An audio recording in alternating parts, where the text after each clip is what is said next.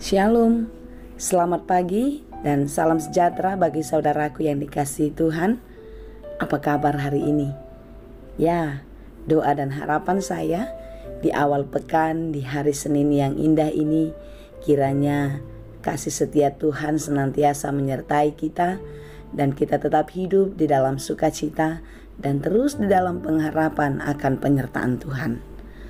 Sebelum kita melanjutkan atau memulai segala pekerjaan kita pada hari ini, biarlah kita menyerahkan seluruh kehidupan kita ke dalam tangan pengasihan-Nya, dan kita akan terus belajar di dalam firman Tuhan, sehingga firman Tuhan boleh menjadi kekuatan dan sumber hikmat bagi kita di dalam melakukan segala pekerjaan. Marilah kita mempersiapkan hati, kita berdoa. Terima kasih Tuhan untuk pagi yang indah Tuhan anugerahkan bagi kami. Di pagi ini kami datang bersyukur kepada Tuhan atas segala kasih penyertaan-Mu menyertai kami. Sepanjang malam Tuhan menjaga dan memelihara hidup kami. Dan di pagi ini kami merasakan penyertaan Tuhan, kasih Tuhan begitu besar dalam kehidupan kami. Kiranya Tuhan, apapun yang kami jalani, apapun yang kami hadapi sepanjang hari ini, Engkaulah yang memberkati kami. Kami mau dengar-dengaran akan firman-Mu. Kiranya Tuhan membukakan hati dan pikiran kami, menyertai kami di dalam pemeliharaan Roh Kudus, sehingga kami mengerti setiap firman yang kami dengar. Berfirmanlah Engkau ya Tuhan, sebab kami telah siap mendengar. Kasih karunia dan damai sejahtera dari Allah Bapa Tuhan kita dan dari anaknya Tuhan Yesus Kristus dan persekutuan Roh Kudus menyertai saudara sekalian. Amin. Firman Tuhan untuk kita pada hari ini yang ditetapkan sesuai dengan Almanak HKBP Senin 24 Oktober 2022 tertulis dalam kitab 2 Korintus 13 ayat 4.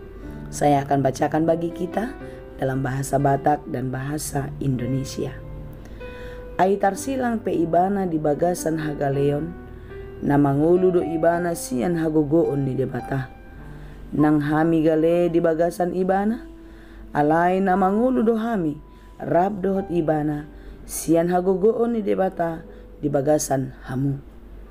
Karena sekalipun ia telah disalibkan oleh karena kelemahan, namun ia hidup karena kuasa Allah. Memang kami adalah lemah di dalam Dia, tetapi kami akan hidup bersama-sama dengan Dia untuk kamu karena kuasa Allah. Demikianlah pembacaan firman Tuhan. Sifat natur manusia adalah tidak percaya, mudah ingkar, dan tidak setia. Manusia lebih mudah percaya kepada apa yang dia lihat dari apa yang dia dengar. Itu boleh kita buktikan kepada anak-anak kita. Di manakah atau saat kapankah mereka percaya akan apa yang kita katakan atau apa yang kita perbuat? Mereka akan mudah menangkap dan mempercayai apa yang mereka lihat daripada yang mereka dengar. Demikianlah iman jemaat di Korintus akan Yesus Kristus. Mereka tidak pernah bertemu, mereka tidak pernah melihat siapa dan bagaimana Yesus Kristus bekerja, berkarya, berkuasa atas hidup mereka. Sehingga mereka tidak percaya akan kuasanya. Dan ketidakpercayaan mereka itu disampaikan kepada Paulus. Saudara yang dikasihi Tuhan, inilah salah satu pergumulan perjuangan Paulus di dalam pelayanannya. Bagaimana dia harus meyakinkan umat akan kuasa Allah di dalam Yesus Kristus, di dalam kehidupannya, di dalam kehidupan seluruh umat manusia. Tetapi seperti yang saya katakan tadi, sifat alami atau kecenderungan manusia yang tidak percaya dengan apa yang tidak dia lihat. Inilah seakan-akan membuat Paulus diuji ketaatannya, diuji kesabarannya untuk terus kuat bertahan, percaya dan setia kepada Allah. Dan di dalam ketaatan dan kesetiaannya, dia terus melakukan tugas pelayanannya untuk memberitakan Injil Kristus, memberitakan kuasa Allah yang dinyatakan di dalam Kristus Yesus kepada seluruh umat. Saudara yang dikasihi Tuhan, kita tahu jemaat Korintus adalah jemaat yang terus berkembang. Ini terlihat nyata dengan sikap jemaat menyambut dan mendengarkan Paulus. Paulus merasa jemaat menantang dia untuk menunjukkan tanda dan kuasa Kristus di dalam kehidupan mereka, dengan cara mereka hidup di dalam dosa-dosa.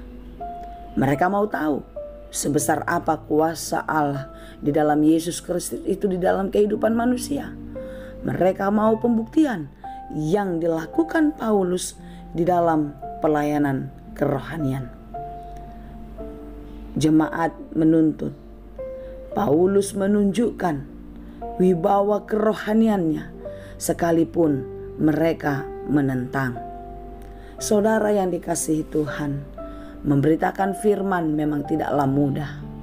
Memberitakan firman adalah nyata, bukan dengan kata-kata, tetapi di dalam perbuatan. Paulus sudah menunjukkan hidup yang soleh, hidup yang taat saja, masih meragukan apa yang dia katakan. Apalagilah kita yang hidup tidak di dalam kesalehan, yang tidak hidup di dalam kebenaran. Tentu perkataan kita akan menjadi hambar ketika kita memberitakan firman. Saudara yang dikasihi Tuhan, perjuangan iman Paulus tentu tidaklah mudah, dan itu kita alami sampai saat ini. Kita tetap ingin berusaha terus, mau setia, percaya kepada Allah. Tetapi di dalam berbagai-bagai perjalanan kehidupan, di dalam berbagai-bagai kesulitan, iman kita diuji setiap waktu. Sungguhkah Tuhan itu ada? Sungguhkah Dia bekerja? Setiap hari iman kita diperhadapkan dengan pertanyaan-pertanyaan dan tantangan-tantangan kehidupan kita. Ketahuilah saudara yang dikasihi Tuhan, Yesus Kristus itu adalah Allah yang setia. Dia tetap kekal selamanya. Dia yang disembah, yang dipercaya oleh Rasul Paulus sampai hari ini. Dialah tetap Yesus, Allah yang setia, yang menyertai kehidupan kita. Dia yang terlihat lemah, berkuasa, mengalahkan kematian.